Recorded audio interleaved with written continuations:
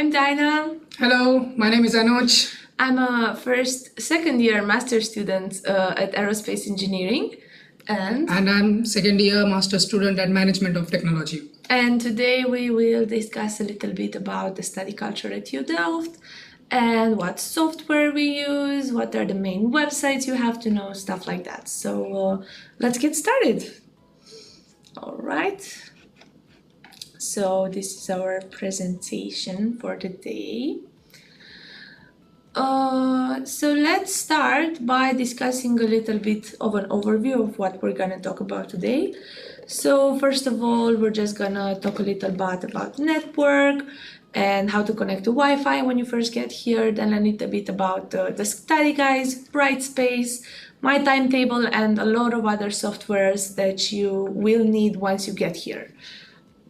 So do you wanna talk about the NetID, Anuj? Yeah, so this is something which is very important for every TU Delft student.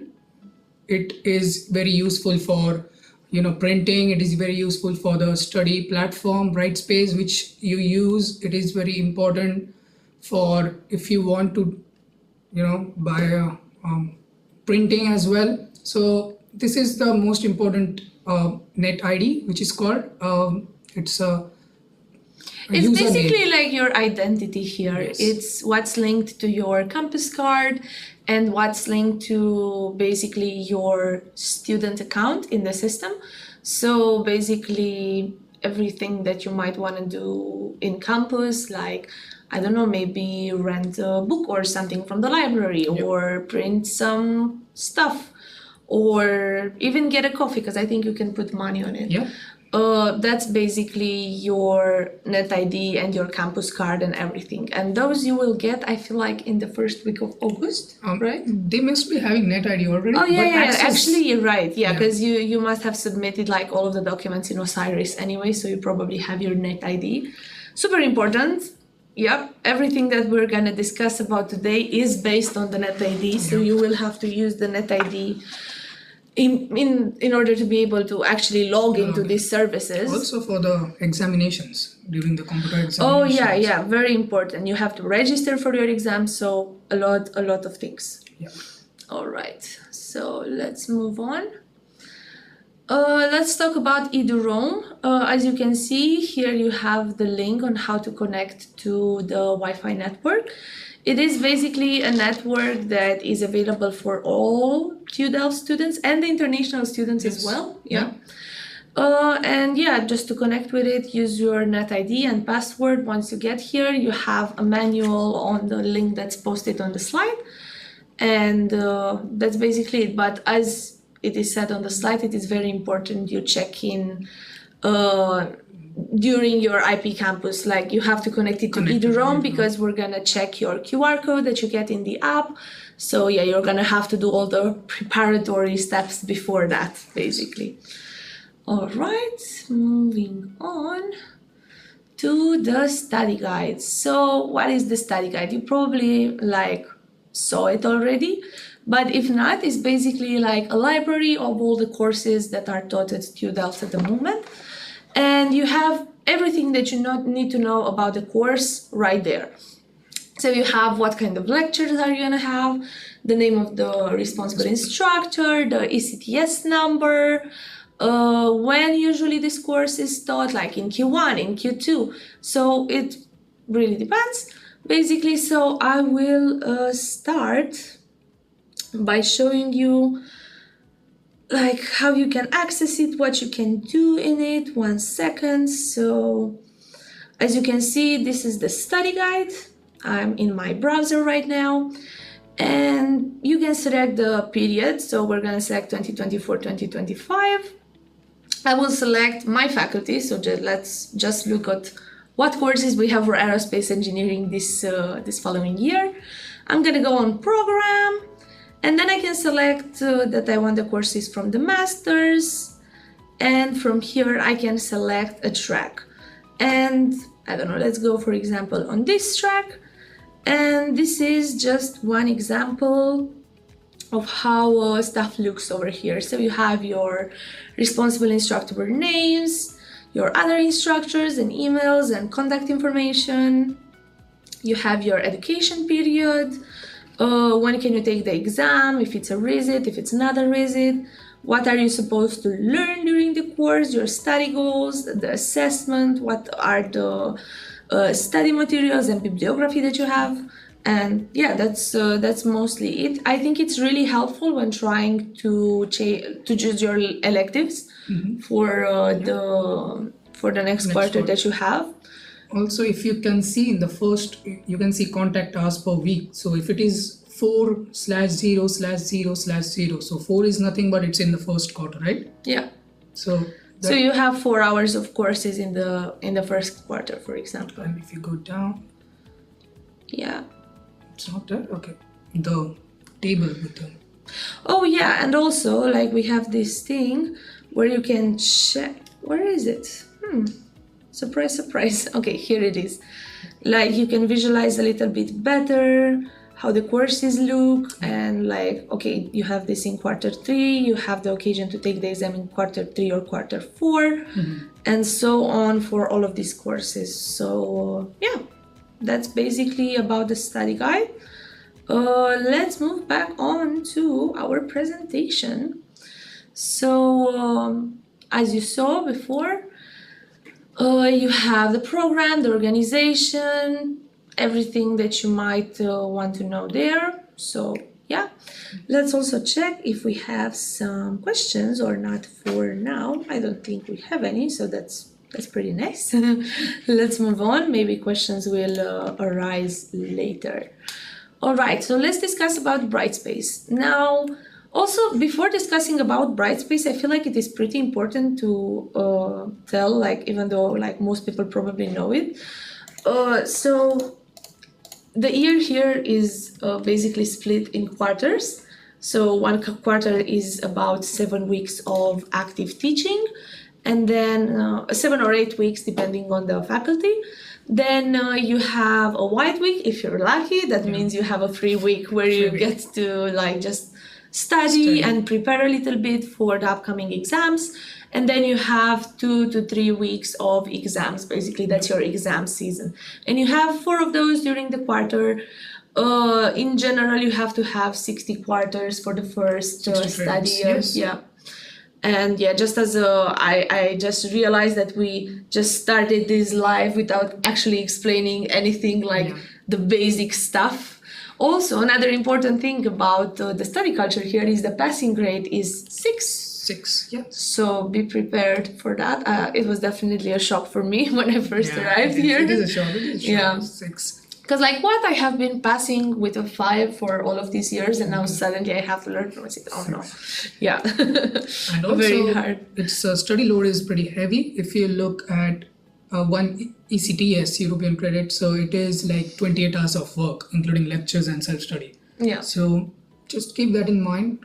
As per like how many ECTS you take in first year, it is possible to take anything between like 60 to 75 ECTS. Yeah. And that's pretty much doable.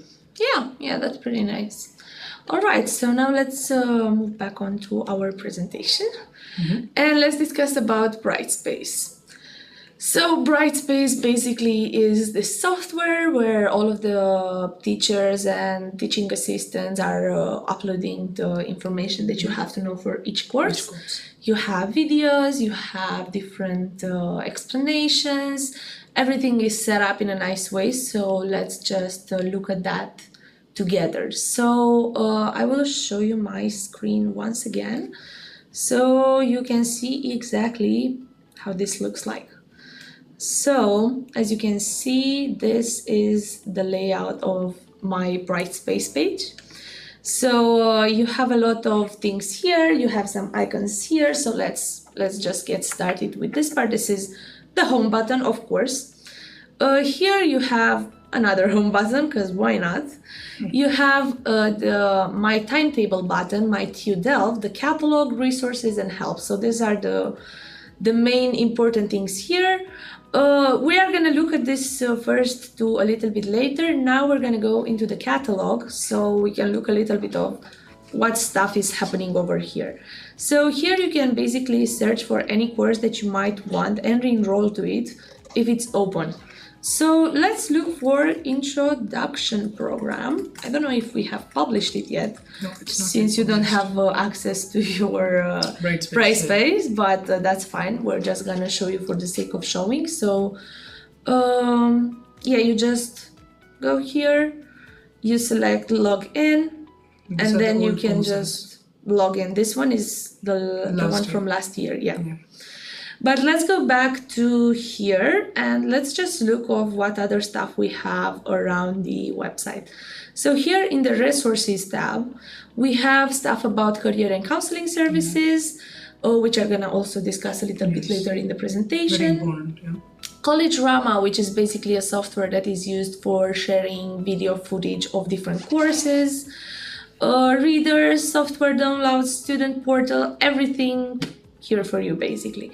So you can pin some courses to see their announcements. As you can see, this is what announcements I have right now. These are all of the courses that I have. Some student news, so yeah, that is basically Brightspace. So let's look what we also have in the presentation about this.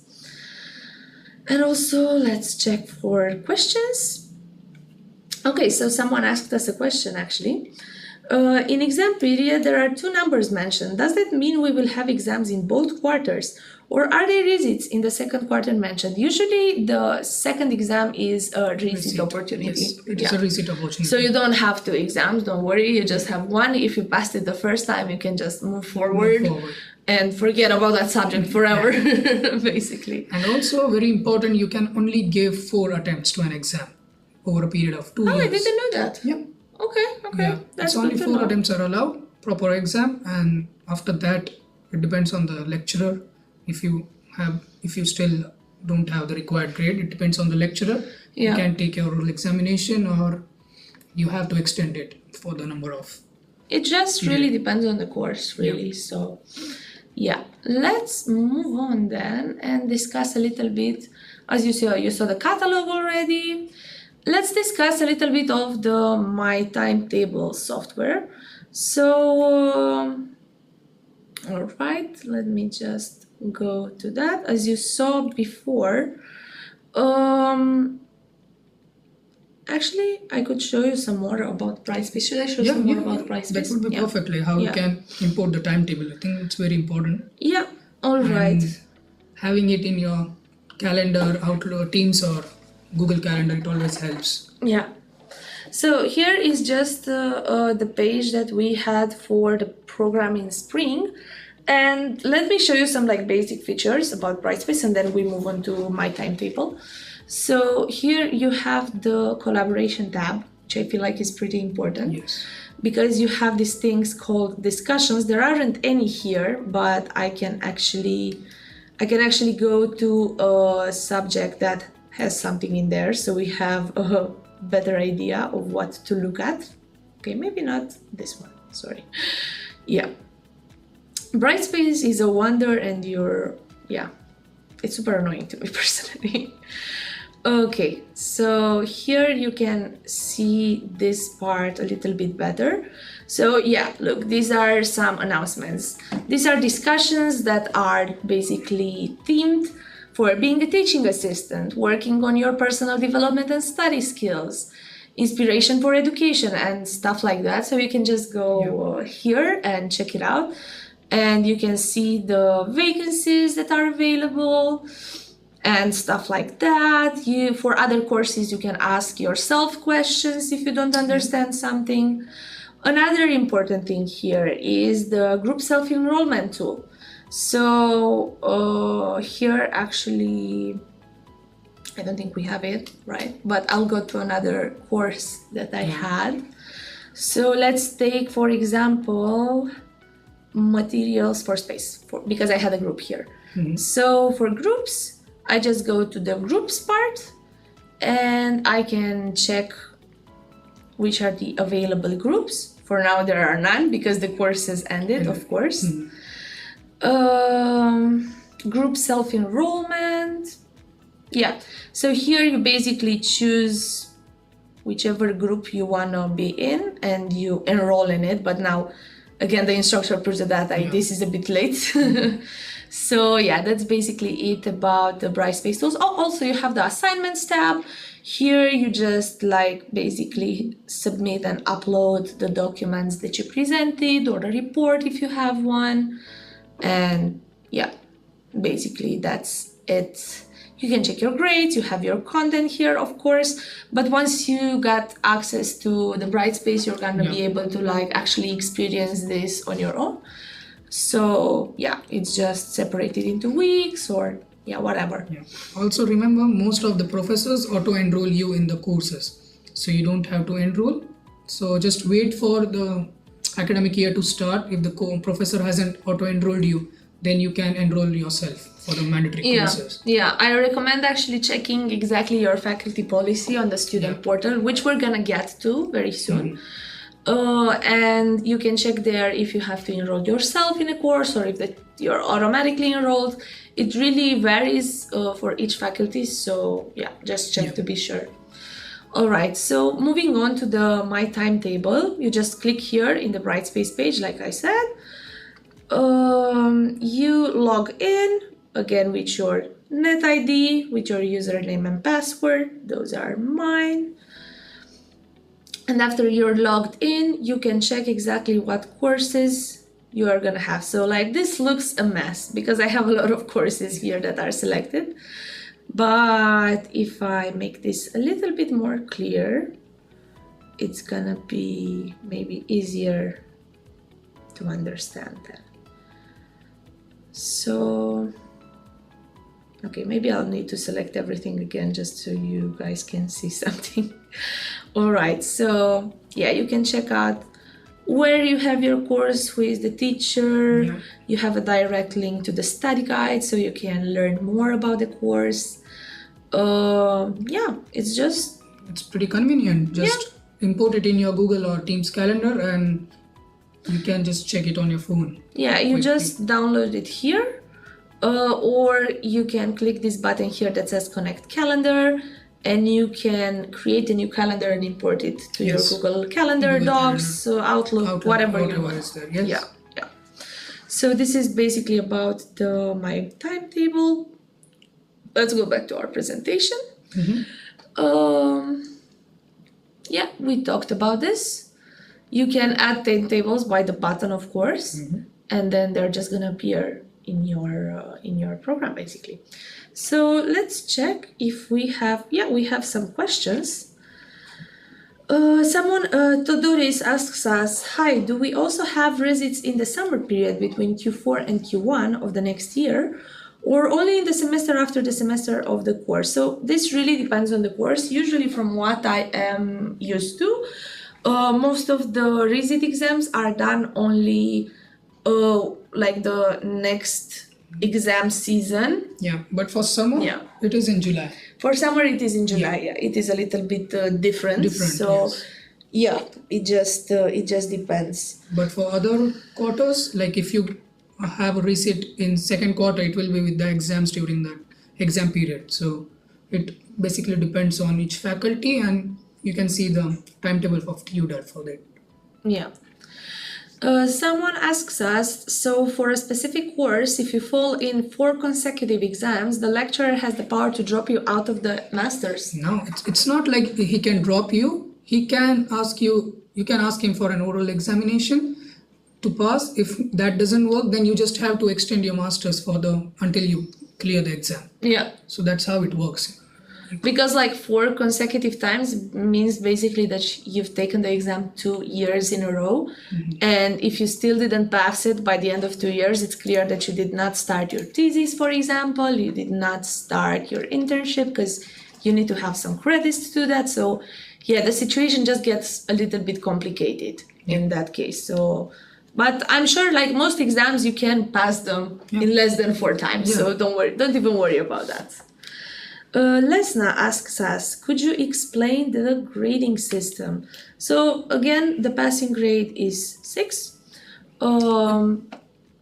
Yeah, that's basically it. And also as a personal note, I feel like when I arrived here in the Netherlands, I was so focused on getting good grades and in general having like a good attitude with teachers and all of that, because I was so used to that from Romania. Like in Romania, it's super normal for like people to get a 9 or a 10. But here it is much, much harder to get like very high grades. Like 9 and 10, I think they are practically unheard of in most cases. It's super, super hard, and you have to dedicate a lot of time to university if you want to get like actually good grades. But the beauty of the Dutch universities here, I feel like, is no one really cares about grades. No. Like as long as you pass the course, you have like the most important knowledge that you have to know, and that's more than enough. And no one like asks you about like what's your GPA, what's like only maybe if you're going to do a PhD, but that's not the case for most people.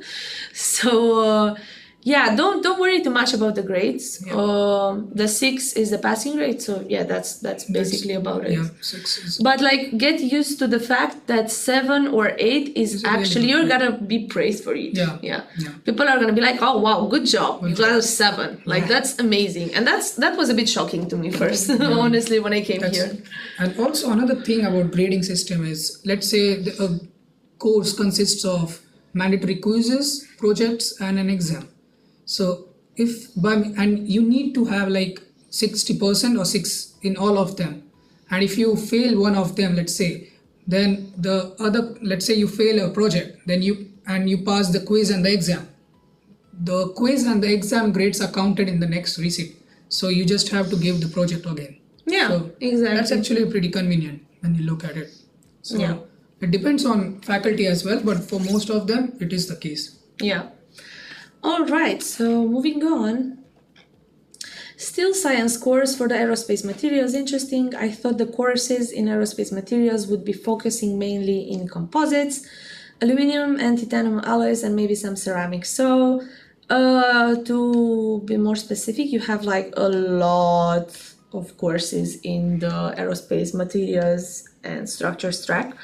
You have a lot of courses about polymers, you have a lot of courses about materials for specific applications like self-healing materials or materials in space or at high temperatures. So it really varies a lot. We learn about a lot of stuff, but I feel like, yes, polymer science, for example, is a big one out there. So yeah. I saw you guys say that you can put money in your student card. Where is it usually spent? Also, are the cafes inside TU Delft a bit cheaper than outside? So yeah, you can put your money in your student cards for the print portal, which we're gonna also discuss. Yeah. You can just basically put the money online. Online, yeah. And then you just print as much as you need. It's pretty cheap. So yeah, and it's also used for the vending machines, I guess. Yeah, but I never tried it with a vending machine. That's true. So I also never tried, but you can basically put it or use the vending machines, but not the cafes, because for the cafes you need the card. Yeah, for sure. And cafes inside. We usually use the vending machines for cafes if you're like in your own faculty, because that's like the cheaper one. But also each university, each faculty has their own cafeteria. Yeah. So you can grab like a bit of a better coffee if they have like a specific machine. Yeah. You can grab like croissants, pastries in the morning, lunch, whatever. So yeah, basically there goes your money. And the prices are kind of cheap, kind of not. It really depends. So yeah. All right. Do you want to address the next question? Yeah.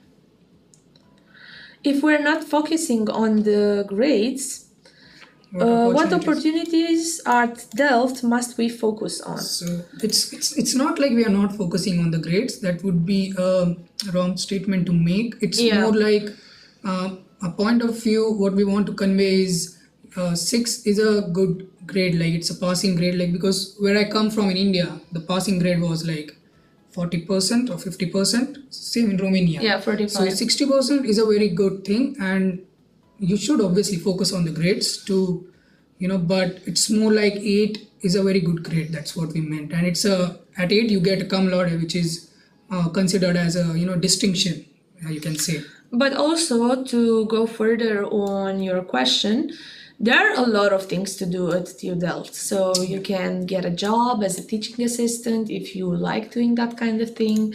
you can get another job as an ex-host, for example, or as a IP crew.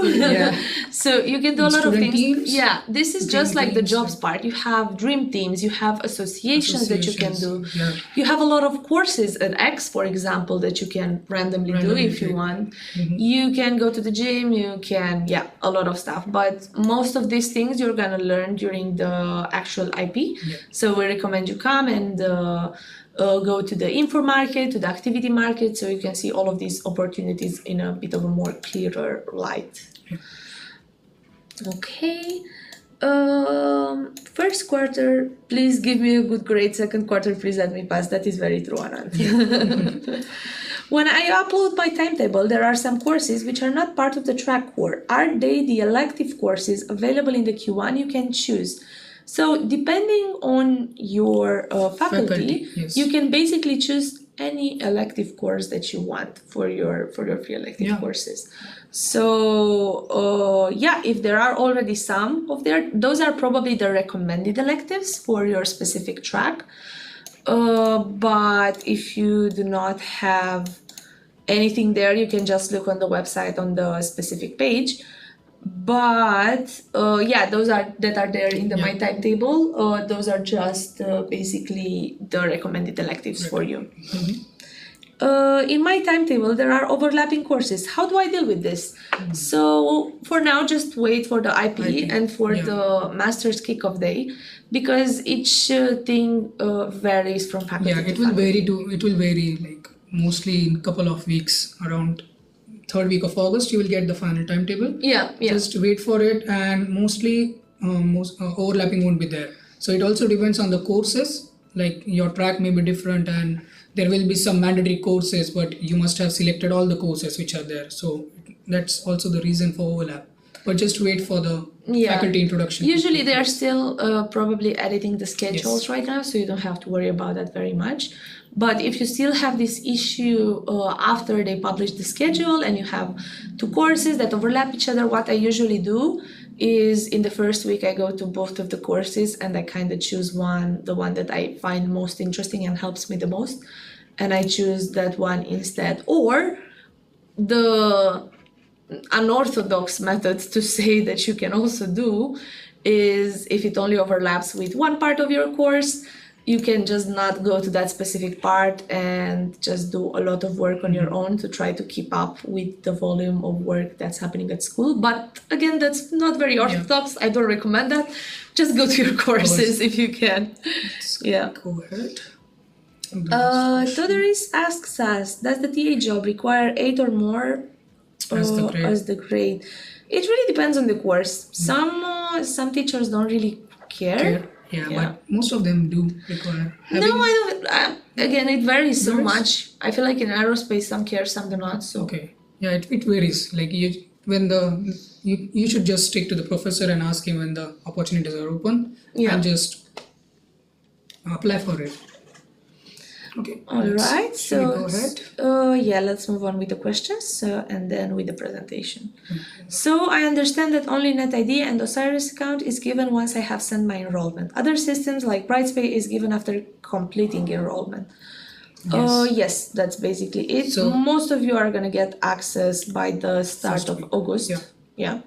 So after that, you will be given access to all of the systems that you might need. How does the semester schedule of an architecture student look like? In which parts of it would I have possibility to visit my family back home for a few days? So this is a tricky situation. So again, we don't have semesters here, we have quarters. And I recommend going home maybe in like the Christmas holidays. And you have a 1 week break?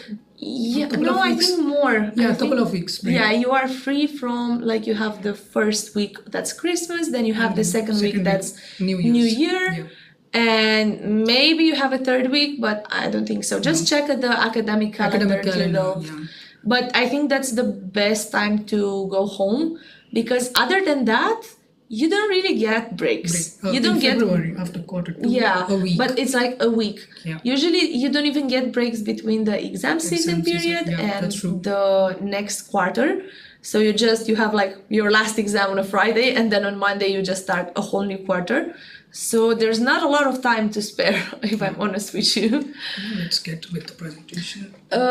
We have just 2 questions left, and then do we get an email about choosing electives and deciding our tracks, or we just do it whenever? So your specific faculty will decide that, and they will update you with an email. Do you suggest to take electives in the Q1, or maybe is it better to start with just the mandatory ones and maybe pick electives from the Q2 on? This is just a personal opinion, take it with a grain of salt. I feel like that's the right choice to do.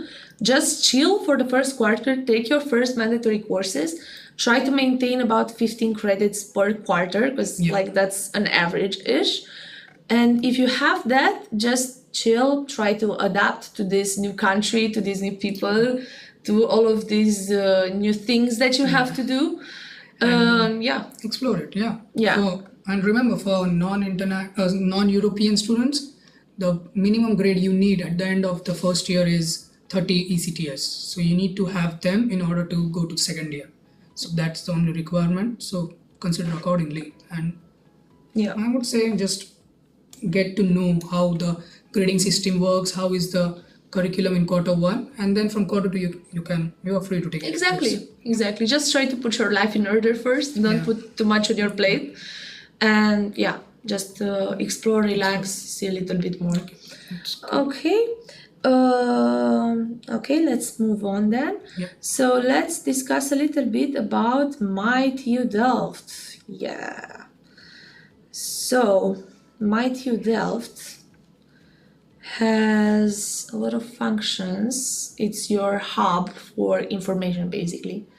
So you can check all of these things here, from the schedule to the grades, your study progress, your proof of enrollment, everything. So here are some basic steps that I will also show when we go inside. Enrolling for your exams, and that's kind of it mostly. Let me show you. So as you can see here, I have a notification about the fact that I have to update my payment method in the StudyLink. As you can see, I also have like some exams, some grades that I got. You have a new result for this test or this exam.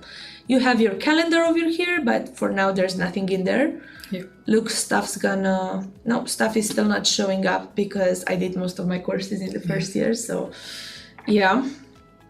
but if we go back home, you can once again access Brightspace, my timetable, everything that you want from here. You can go here to see your grades. These are the grades that you have, your progress, like how many ECTS you have for now, how many failed courses you have. I have a few, unfortunately, that I'll tackle next year. Cases, I'm not sure what these are, if I'm honest with you. So I'll just let this be. The messages here are again just notification that you get for grades, for when you enroll for a test or for a subject. So let's look at the enroll part. So here you can enroll for either a course or for an exam. So if we click on the course, you can, like, some faculties require you to do this, some don't. So it's really just depend. For now, like, there are no courses available to enroll since it's still the summer, but you can also enroll to an exam. So apparently there's an exam here. That's the most important step, actually. So if you don't enroll for an exam 14 days, it's like 14 days before, then you have to stay, like you have to hope that, you know, the examination hall is not full, else they won't let you enter. And if they let you enter, they let you enter after 30 minutes after the exam starts. So it's super important that as soon as you kind of know that the subjects that you chose are really it, like the actual subjects that you want to do, just register for the exam in, like, I don't know, the first few weeks. So you don't have that on your head. But if you don't do that, just remember 2 weeks before the exam you have to do that, or otherwise there might be a possibility that you won't be able to take your exam. So All right. What else is here? Some courses, the study guide once again. And that's kind of it on the MyTUDelft website. So let's look back again if we have some questions. I cannot see my courses on my timetable. Have all the faculty updated the timetables. So first of all, make sure that you're logged in and that you have the necessary added timetables. And if you still cannot see the courses there, yeah, there's a possibility that they didn't publish the final version yet. So yeah, just wait for it. Is it possible to drop a course during the quarter if you realize it is too difficult or too much? Yes, for sure, you can do that. Yeah. But you're gonna have to replace the course probably with another one since you have to do those 60 ECTS. Just hope it is not a mandatory course which you're dropping. So. Yeah. Like you cannot drop, unfortunately, the core yes. mandatory courses because I would love to do that sometimes, honestly, but it's not possible. But electives, yeah, you can drop them at any point you feel like you're done with it, basically. Do we have to register courses by ourselves or our faculty will do it and we automatically have courses in our timetable? So it really depends on the faculty. It depends on faculty. I can tell you how it is in aerospace, but I don't think that's going to help like a big number of people. Mm-hmm. Yeah, you just have to wait for your faculty to see what they are doing. You can check what kind of electives they recommend. You can check what kind of mandatory courses you have. You can add them manually to your timetable. Why not? But the rest really depends on your faculty. So yeah. Also, is it possible to check out some different courses at the beginning and then select the ones which fit the best? Yeah, that's what I usually do. That's possible. Yeah, you just go there, you see if you like the course, if you like it, very good. If you don't, just don't register for it, basically. So can we enroll to the course but choose whether we enroll the exam or not? Yeah, you can also do that. Once you're enrolled in a course, you can choose to take the exam this quarter or the next quarter, when is the visit quarter to say so, or maybe next year. So it just really depends on your preference mostly. So can we enroll to the course but choose whether we enroll the exam or not? Yes. For resits, do you have to pay for the course again? Like, do you need to pay for every resit? No. No, for first 4 exams, you don't have to pay anything. Post that, you have to pay. Yeah. Until when can you choose your profile? It really depends again on the faculty. In aerospace, we had a deadline that was like something December, like 23rd of December. That was the last time you could choose your profile or your electives. Yeah, it depends on faculty. Yeah, you'll just receive an email from your faculty and you just go from there.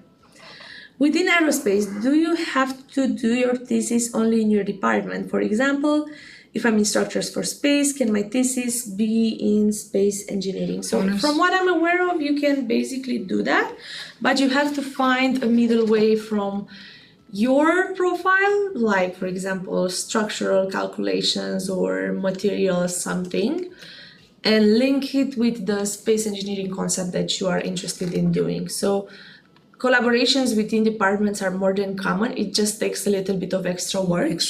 You can do that for sure. Why not? All right, then we can move on with the presentation then. So let's talk about career and counseling services. If you remember, I mentioned it already when we were on Brightspace. Yeah. So what is career and counseling service? Tell us more, Anuj. Yeah, so career and counseling is like one of the most underrated, I would say, thing at TU Delft. Yeah. Like you have walk-in hours, one-on-one consultation, you have several workshops about managing your career, how to deal with stress, personality management, like prepare a resume, for example, like what study choices you need to make during the course of 2 years. Let's say if you have anything regarding issues which hampers your studies, you realize after quarter 1, okay, this is something, you can just go to career and counseling and they will, I'm sure, like they will provide you with the best possible solution and guide you to the guide in the best possible ways. So I would say just be open, be free to approach them, and Yeah, because I know I had approached them regarding few of the courses I had to take, and I was confused like whether I should take this course or not. But yeah, it was really helpful for me. Do you Yeah. have any experience of going to So I only went to a few workshops which were super nice about how to go through an interview, how to make a nice CV, how to deal with procrastination. So those are the general themes.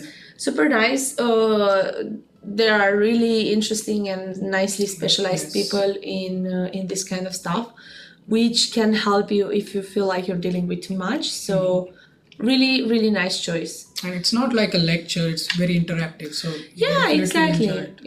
It's like there are actually modern workshops with like modern ways of teaching, which are super interesting. So yeah, that's basically it. And we also have the software portal, which I will show you right now on my screen where you can access it from. So this is the actual software portal per se, and you can access it from Brightspace. You just go to resources and you click on software download. It will bring you here, and here you can see all of the softwares that you have access to. And when you want to just use one, you just go, you download it, download your specific file, look at the installation instructions, and that's kind of it. Yeah. Another thing that we have is the print portal, I think. Yeah, no, this you saw. Yes, the print portal. So what is the print portal and how much money are we paying for it? As you can see, it's pretty cheap. It's like 2 cents per page. Yeah, black and white. It's nothing, literally. And let me show you once again how you will reach it. So you just search print portal, TU Delft. You go here, or you go on your Brightspace page. Is it actually? No, it's not. Never mind. Whoopsie. So you just log in with your NetID. You can go here, upload a random file or whatever. These are some drawings that I had. Yeah, you just put them here, and then you go to a printer. You scan your campus card, or you just log in with your NetID, and then your stuff will automatically get printed. Yeah, that's true.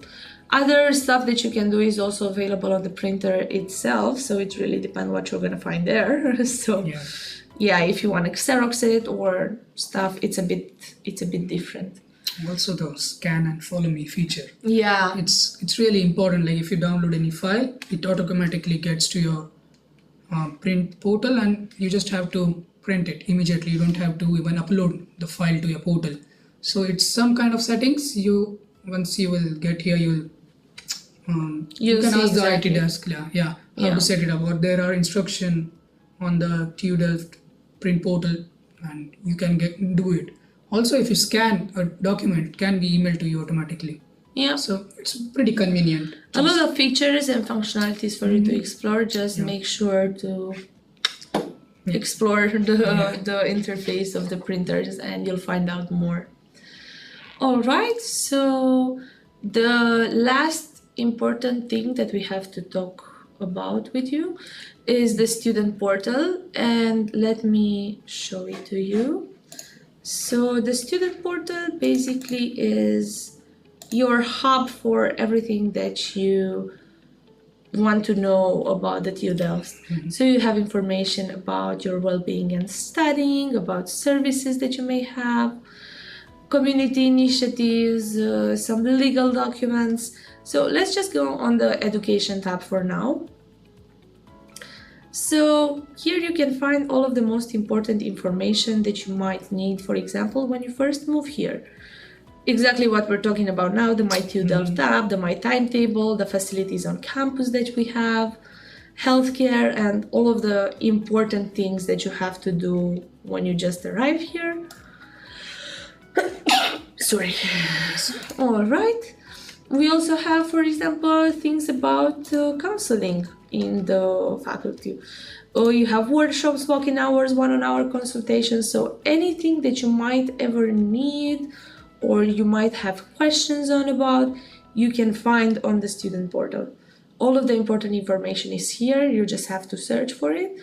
And if you cannot find it, I think from September we will have a new study point where you can just go and have a talk with student representatives. I will be one of the student hosts, for example. Nice. And yeah, you can just come, ask your questions, and we will guide you to the right part of the website where you can find more information or more researchers that might actually help you. All right, so let's move back to the presentation and see if there's anything else that we might need to say. As you saw, this is the student portal. Oh, okay. Actually, there is something important. It's about the course enrollment. This again differs per faculty. And as we said, registering for examinations, very important. You have all of this information also on the student portal, so you can read on exactly about what to do, what not to do, what is common knowledge, what is not common knowledge, and all of the stuff like that.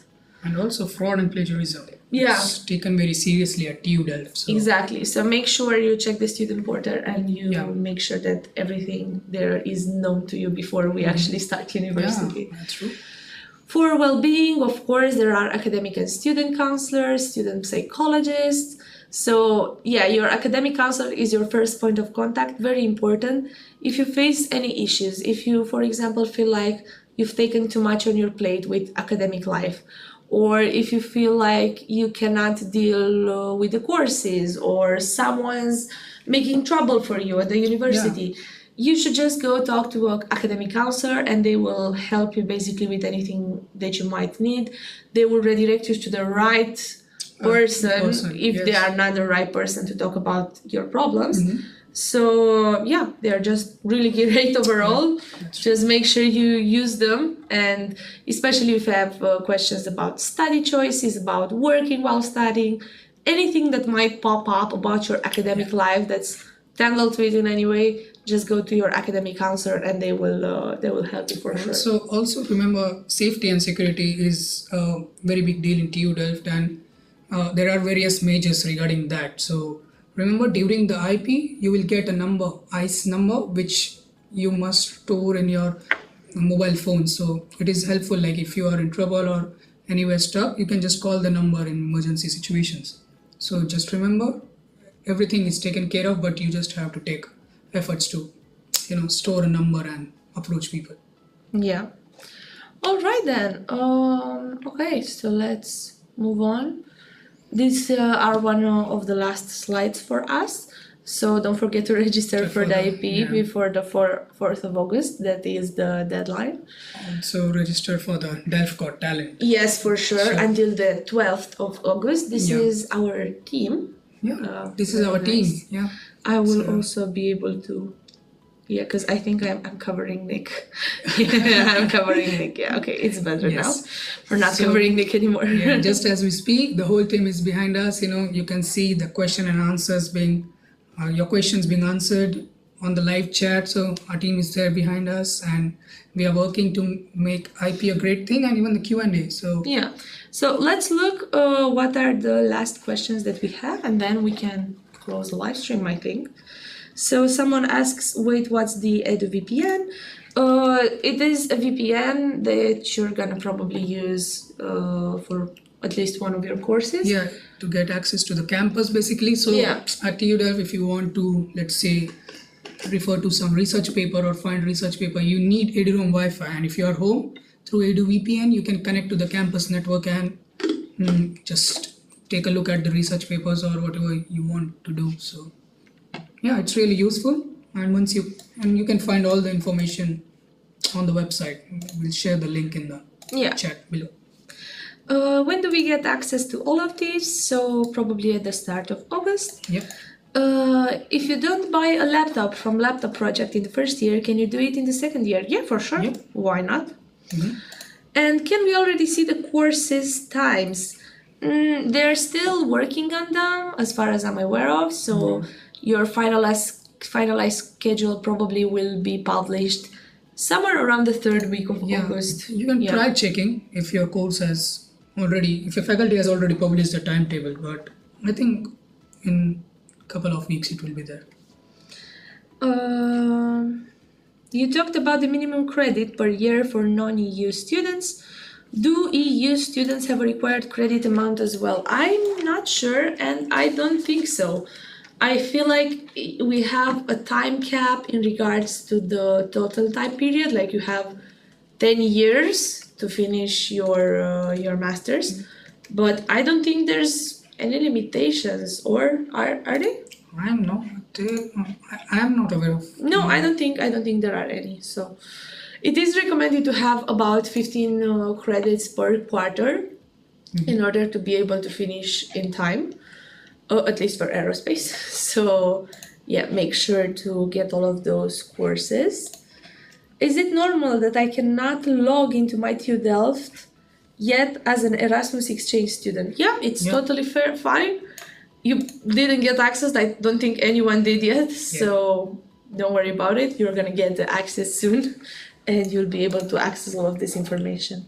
Also, you will be enrolled on every master student will be enrolled on the Brightspace course. So you will have access to how to use these systems in first week of August. So just have a little patience, and you can access to all the document on the one place in Brightspace. Someone asked us when will Brightspace be available. As we said, just first week of August. If my course does not have a mandatory internship, can I still do it as a student after I graduate? Yeah, why not? You can do. After graduating? No. So you can do an internship even though it's not mandatory. You're gonna probably have to lengthen your studies for that, which is fine. Why not? Or you can do it in the summers. Or you can do it in the summer for sure. But after you graduate, after you put your thesis and you support it, you're done. You're not a student anymore unless you apply to be a PhD, which is not for the faint of heart, that's for sure.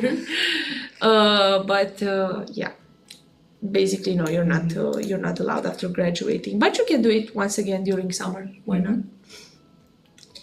What is the cost for extending my studies at TU Delft? So it depends. If you are EU, it's still the same 2,500 euros per year. Per year, okay. It's for internationals, non-EU, it is 2,000 per quarter, something. Yeah, it's around 2,000 basically euros per like 25,000 per year, I feel like. I A lot think of so, money. around that. Yeah, a lot of money. So depending on if you're EU or non-EU, you can extend your studies as much as needed, but you're gonna have to pay the price. The same price, but yeah. The career offers you jobs and internships. I feel like you're meaning the career services. No, they don't offer direct jobs, but they post vacancies. They basically guide you to how to behave in an internship, how to write a CV. Like they kind of prepare you for the job and internship part, but they don't offer it directly now. Am I the only one who thinks setting minimum ECTS for non-EU students is kind of a discrimination towards students from non-European students? It is a bit of a complex situation, and we'd rather not talk about it on this live, since that is not the point. But I get what you're saying. So it means that we can register for any courses and drop it at any time. And we should register for exams ASAP in the beginning of courses, right? That's basically it. That's basically it. And you may sometimes it is possible that you may not see the courses for enrollment because the enrollment is not yet started. Yeah. But after a month of starting the course, it should be there in the MyTUDelft app. Just make sure to read all of the things and all of the emails from your university. They're going to give you much more information on how to register for exam, because again, stuff is different at each faculty. For me at aerospace, I have to register myself and search for the catalog for the courses in the catalog by myself, and then put it in a specific program. But for other faculties, they are automatically enrolled in and they don't have to do anything. So just wait, chill. You're gonna have time to learn about Yes. all of this. So I think that's it. Yeah, We don't that's have it. any questions Let's wait left for here. like a couple of minutes to get Yeah. any questions. Yeah, let's just wait a bit.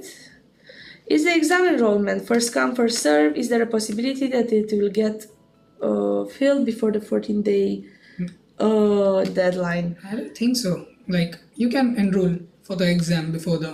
If you're Yeah. enrolled in the course, then you can enroll in the exam. I think. Yeah. Yeah, that's for sure. It's just better to do it as early as possible so you don't forget. Yeah, you don't Like forget that's it. it. Yeah, But it's a very hard everyone process. has a place for the exam. Yes. Don't even worry about that for sure. And it is very common to forget registering for the exam. Yeah, it happens. So yeah, as Sushma, our colleague that's in the chat right now, Yeah. for more queries, please contact us by email. Don't forget to register for the IP for Delft Got Talent. We hope this is our last live session Live session. Yeah. for this year. So we hope it was helpful. Yeah. We hope you liked it. Yeah. And again, for any other questions, just please email us at the email address. And yeah, we hope to see you soon See you at the soon IP. at the IP. Yeah. Yeah. Bye, Bye-bye. everyone.